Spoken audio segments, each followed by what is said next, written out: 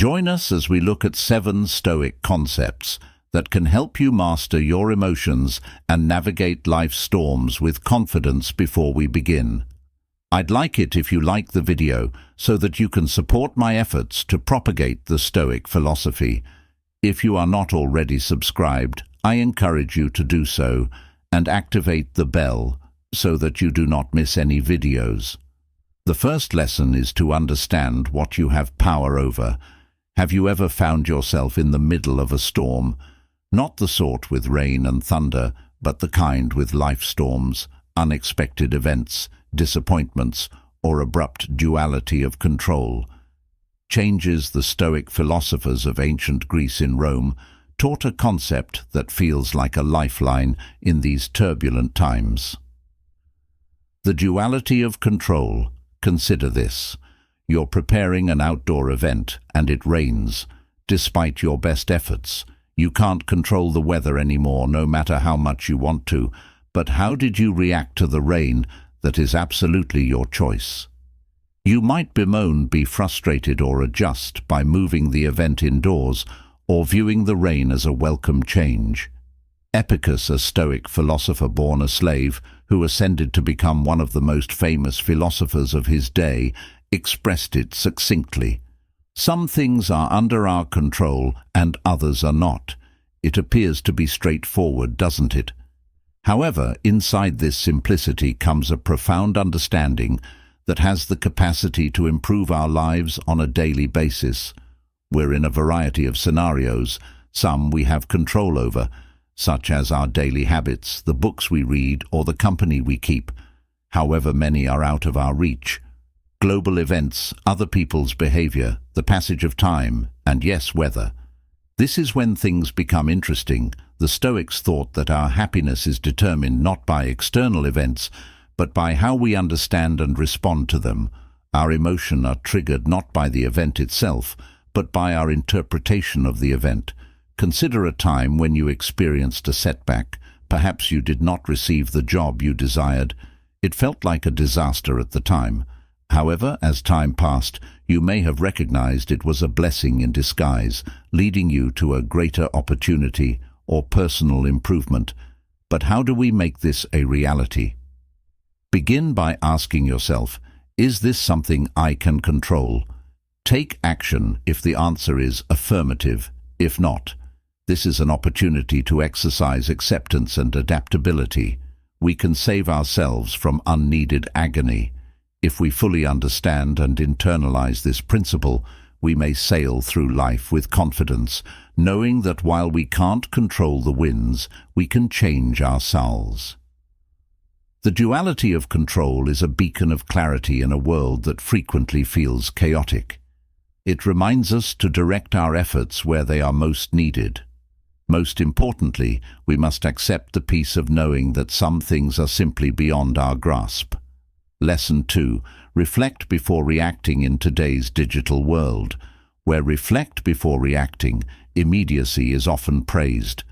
The art of reflection can appear to be a relic of the past, yet it is precisely this act of sitting and considering that can be our saving grace in a culture that expects instant gratification.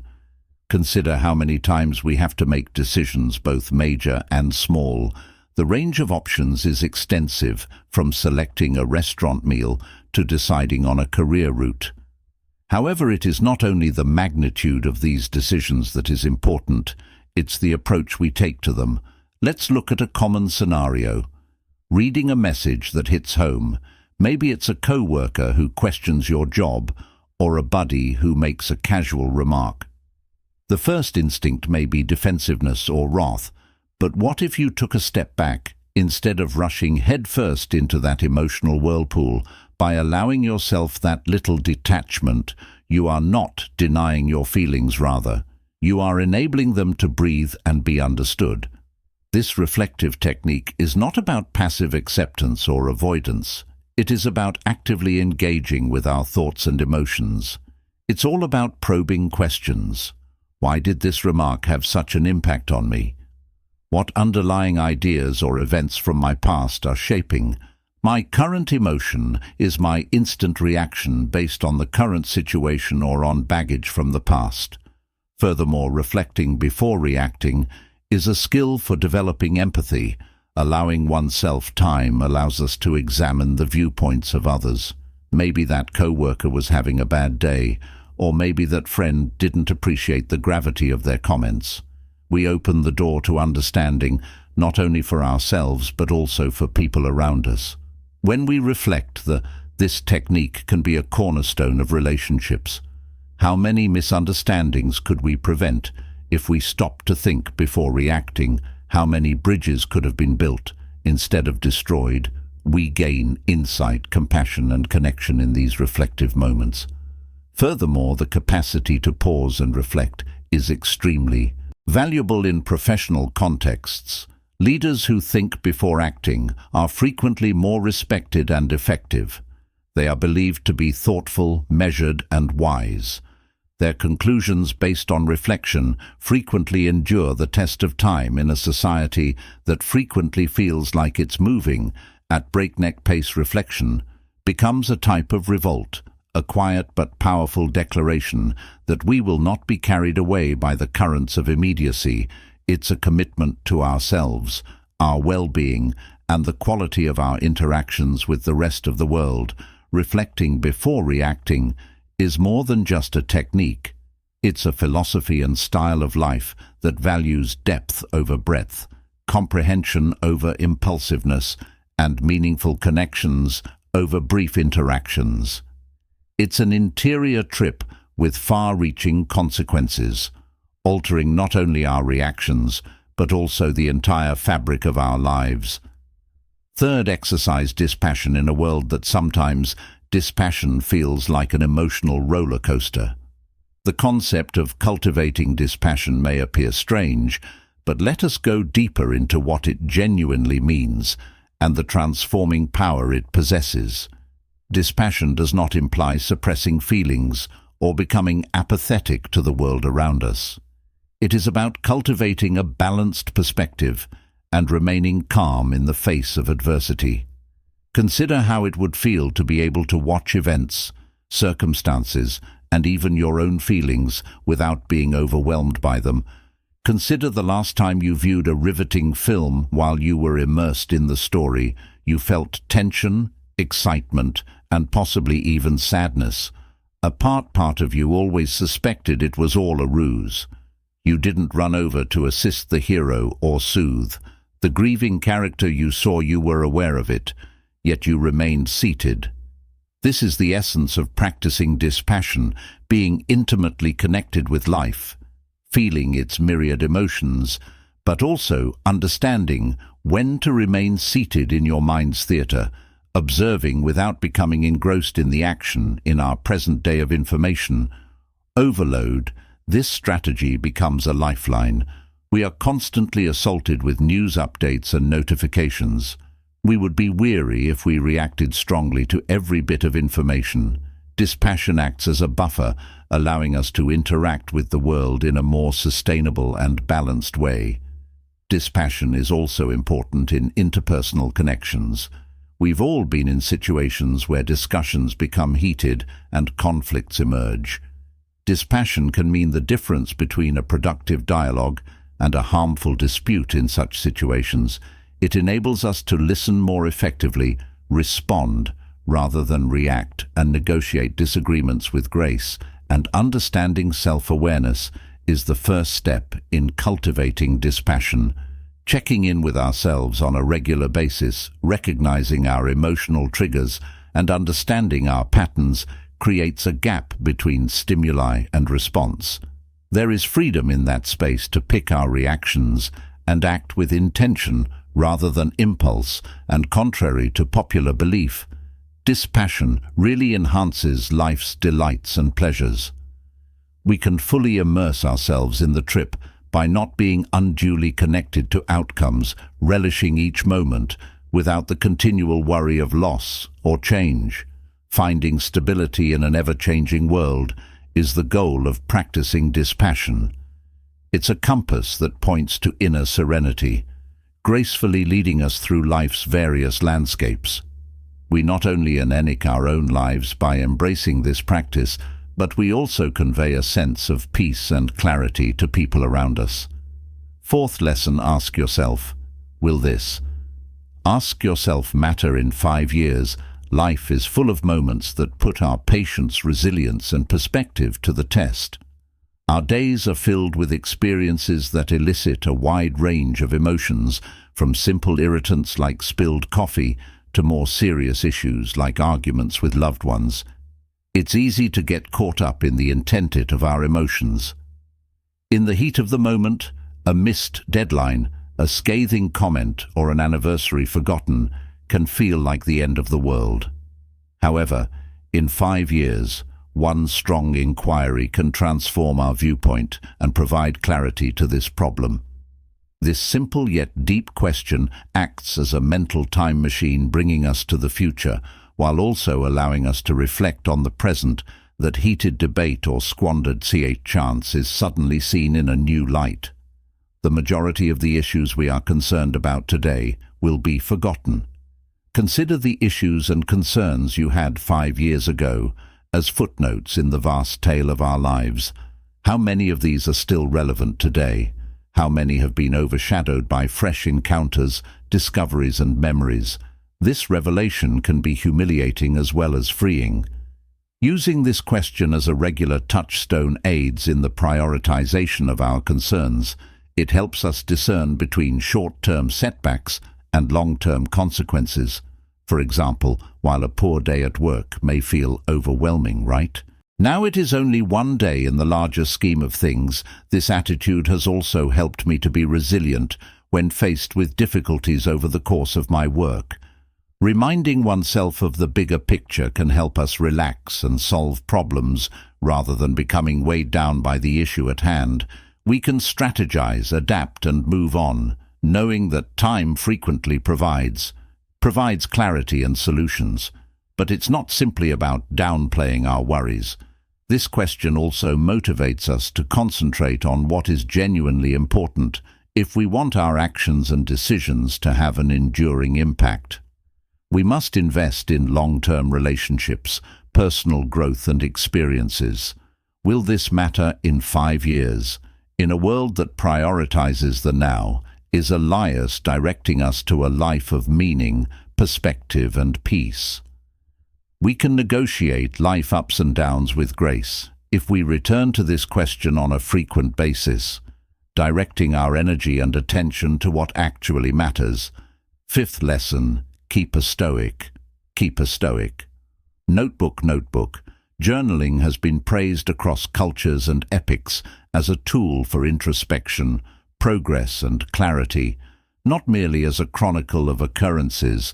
With their emphasis on self-awareness and personal improvement, the Stoics were no strangers to this technique. A Stoic journal is more than just a log of daily events.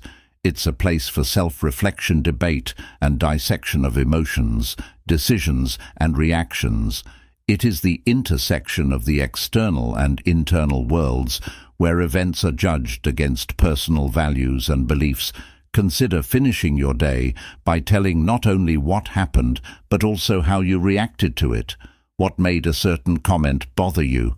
What caused that surge of happiness in the middle of a routine task? We can begin to comprehend our psyche by examining our day. We begin to recognize the factors that influence our mood, the values that drive our actions, and the routines that form our days. Marcus Aurelius, a Roman emperor and Stoic philosopher, kept a journal called Meditations. It was never intended for publication. It was a private conversation, a place for him to lead himself, to remind himself of Stoic ideas, and to handle the problems of life with wisdom. We see a man dealing with his responsibilities, feelings, and role in the universe through his works. A Stoic notebook, however, is not only useful for emperors. Setting aside time for contemplation becomes even more important in our modern lives, which are loaded with diversions and a continual flood of information. It's a daily check-in, a calming routine that provides clarity in the middle of chaos. This technique can lead to deep discoveries over time. You may find that particular events cause you stress on a regular basis, leading you to either address them or adjust your attitude. Specific techniques, such as gratitude or mindfulness, may improve your mood and outlook. The patterns that emerge can be used as a guide for personal development.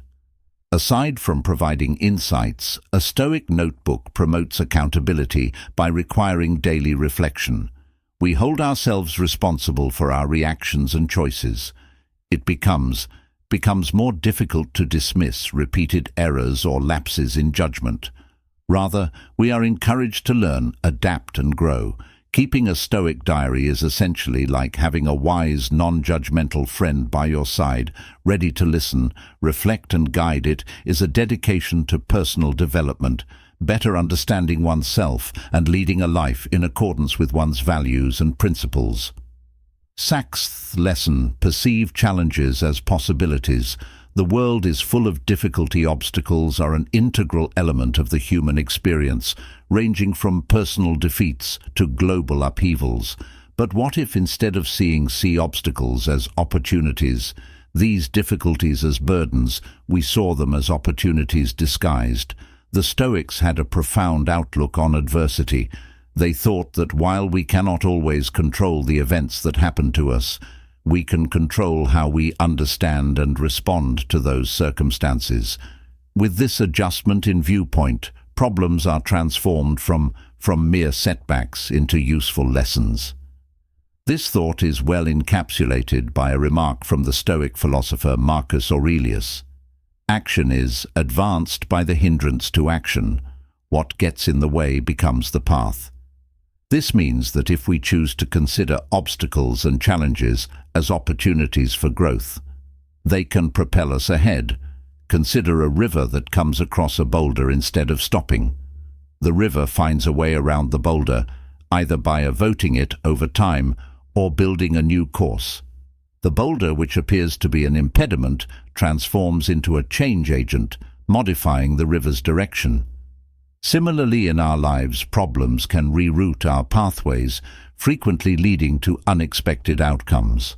A job loss, for example, can lead to a new professional path, an opportunity to upskill, or even the opportunity to establish one's own business. A failed relationship may gave the door for future personal development, self-discovery, and deeper, more meaningful connections. This Stoic viewpoint also promotes resilience.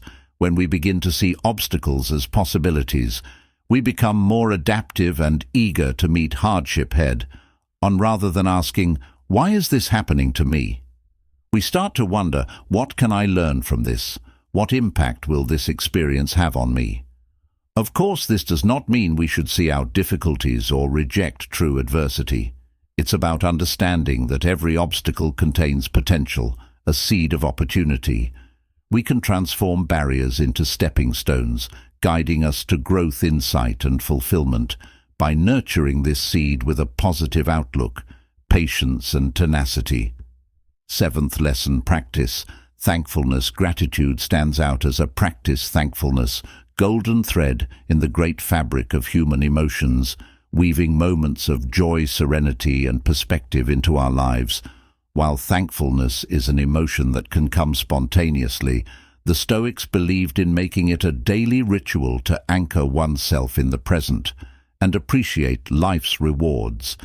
Gratitude entails more than simply saying thank you. It's a profound acknowledgement of the many forces, moments, and people who enhance our lives. It's about seeing the beauty in the ordinary, the lessons and challenges, and the transient aspect of each encounter, which makes it all the more valuable. Seneca, a great Stoic philosopher, once stated that true happiness is enjoying the present without worrying about the future. This captures the essence of thankfulness, being fully immersed in the present moment, valuing every moment, experience, and relationship. Consider some of the basic pleasures we frequently take for granted: the warmth of the sun on a cold day, the sound of laughter, a meal shared with loved ones, or the very breath that keeps us alive. We amplify the beauty and significance of these moments in our lives by pausing to recognize and enjoy them. Practicing appreciation also provides a counterbalance to the human tendency to focus on what is lacking, unfulfilled aspirations or future uncertainties. We foster happiness, lessen feelings of jealousy or anger, and improve our overall well-being by turning our emphasis on what we have rather than what we lack. How can one cultivate this discipline, one would wonder? It might be as easy as beginning or closing the day by identifying 3 things for which you are grateful. This practice can change your mindset over time, making you more open to life's blessings and more resilient in the face of adversity. Furthermore, expressing gratitude for acts of compassion, support or affection received from others improves connections in a world that often emphasizes more. We develop ties, foster mutual respect, and create a positive feedback loop of kindness and affection. More possessions, accomplishments and desires.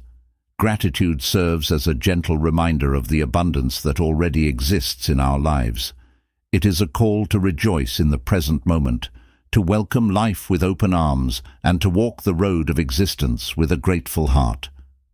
As another day comes to an end, we are left with the echoes of old wisdom in our modern society. How will you apply these Stoic lessons to shape your future? We'd love to hear your ideas and experiences. Please share your thoughts in the comments section. And let's continue on this road of self-discovery together. I hope you enjoyed the video and I appreciate you joining us. Keep curious, keep grounded, and never stop seeking wisdom. Until next.